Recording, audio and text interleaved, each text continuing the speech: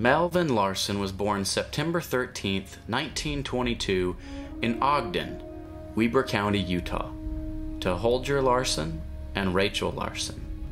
Melvin was the third of 8 children born to his parents, 6 of whom survived. During high school, Mel participated in ROTC and football. During Mel's first year of ROTC, he advanced to the rank of corporal.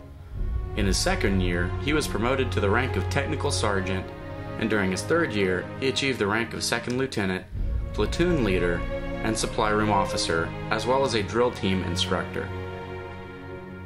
After basic training, Mel went on to maneuvers in Mississippi, Tennessee, Arkansas, and Columbia, South Carolina, before being sent overseas. Along with his fellow soldiers, he sailed from New York to Scotland on the Queen Mary. From Scotland, they traveled by train to England, and from England to Normandy. They rode in on landing barges. Mel didn't simply arrive in France via landing barge. Mel arrived in France on D-Day, storming one of the beaches of Normandy, presumably Omaha. Of the 1,000 troops that began the fight with Mel, only 3 survived to return home to their families. As members of the 87th Division, 346th Battalion, E Company, they went through France with General Patton's Third Army to the Saar Valley. It was this time that the Battle of the Bulge broke out. Consequently, they were trucked from the Saar Valley back west and up north to fill the gap in the Bulge. On their right flank was the 92nd Airborne Division as they approached the Siegfried Line. They penetrated the Siegfried Line and fought their way through the Saar Valley and on to St. Vith, then across Germany to meet the Russians in Czechoslovakia. Mel was a platoon leader with technical sergeant rank, and consequently, he led the platoon most of the time. During his service in World War II, there was a time where Mel was informed that the Germans were dressed up in U.S. uniforms and several were trying to infiltrate through our lines. They were told, "So you better be on your toes and stop them and ask them for a password. If they're our men, they'll know the password and you'll let them through. But if they aren't, you don't let them through." During the middle of the night, a guy came up on the line dressed up with 4 stars on either shoulder and pearl-handled revolvers. He told me his name was Patton. Well, I don't know who Patton is. I never saw a 4-star general before. Give me the password.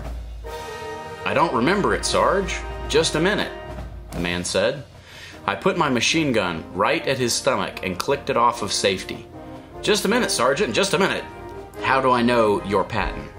"How do I know? Let's talk this over." About that time, artillery started firing. The artillery was still firing, and I says, "Jump in the foxhole with me." There we are, nose to nose and knee to knee.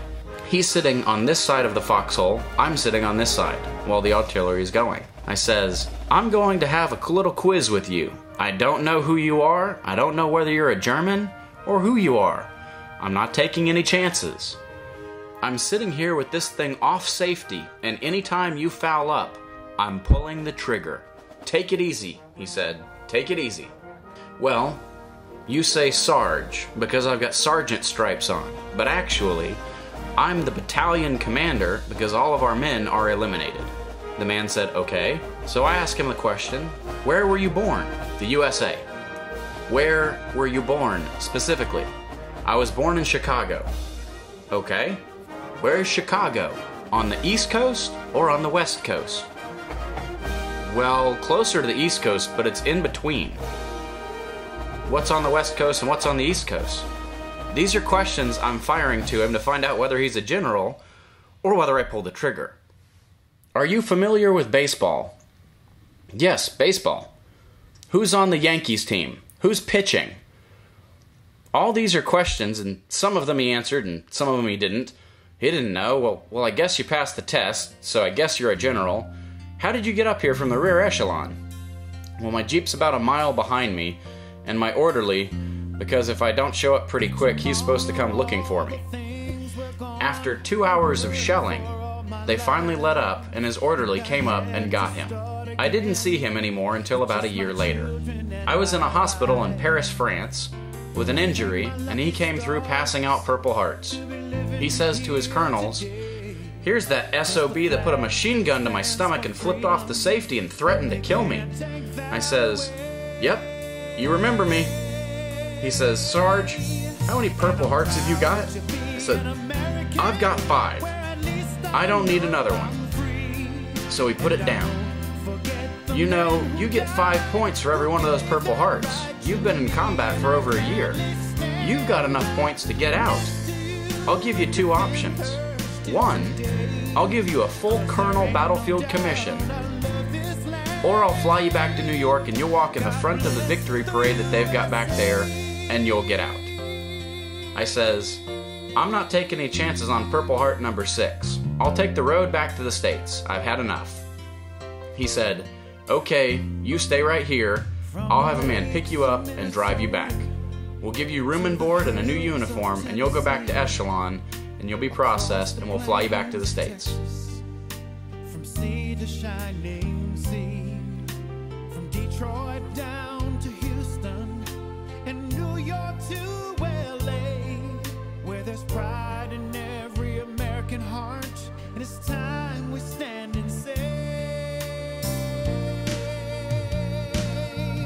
that I'm proud to be an American, where at least I know I'm free, and I won't forget the men who died, who gave that right to me, and I gladly stand up next to you and defend her still today, 'cause there ain't no doubt I love this land. God bless the USA. We would like to additionally thank all of the family members and relatives who've served in any branch or capacity of the armed forces.